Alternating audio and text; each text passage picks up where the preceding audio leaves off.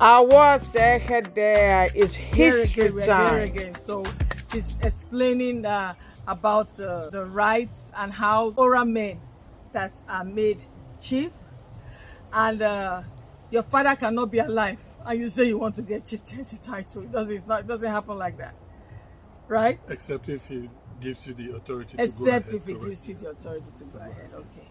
So there is a lot of preparations Okay. that goes on at the with the incumbent, the chief to be. There's a lot of preparations, including the preparation for the wife of the chief, which in Ora we call the Olua.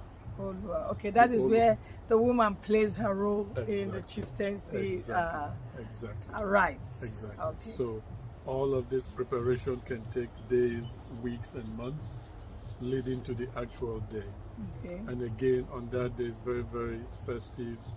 The elders will come and do the conferment and all of the things he has to, from now on, forbid, because after that, you'll be forbidden to do certain things. Oh, like what? You'll be forbidden to do certain things. Okay, certain things. Let's leave it at that.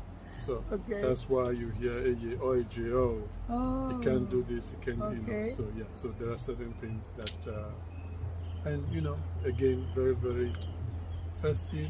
And so, and I know you're always interested in what is the significance of all of this. Exactly. Yes.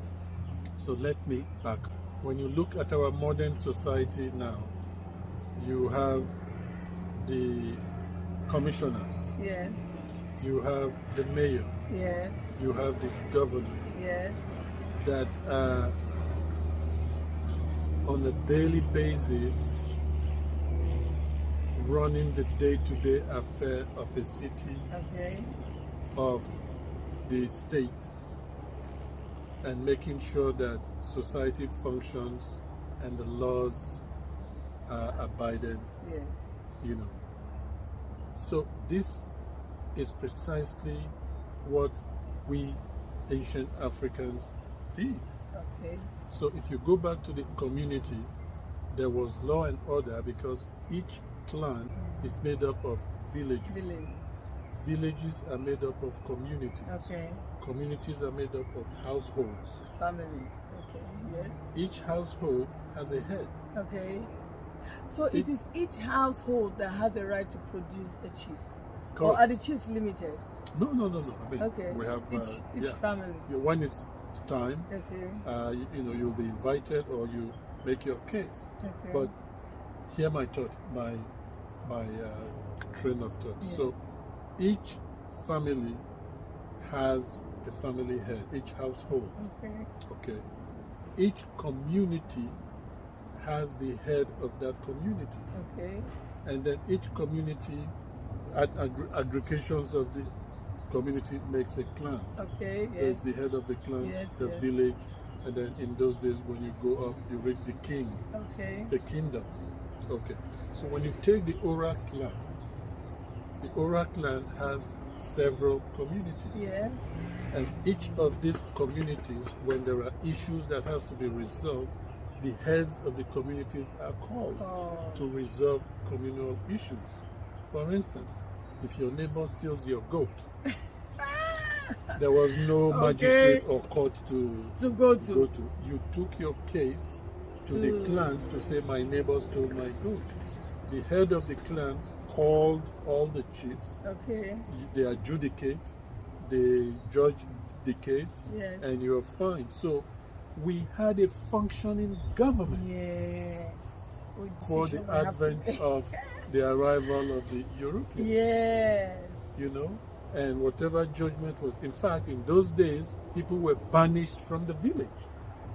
The community decided that you're no longer a worthy citizen of that village, and you were banished. I didn't know that Ora people had that system of banishing people. Yes. I know, the Igbos have the Osun.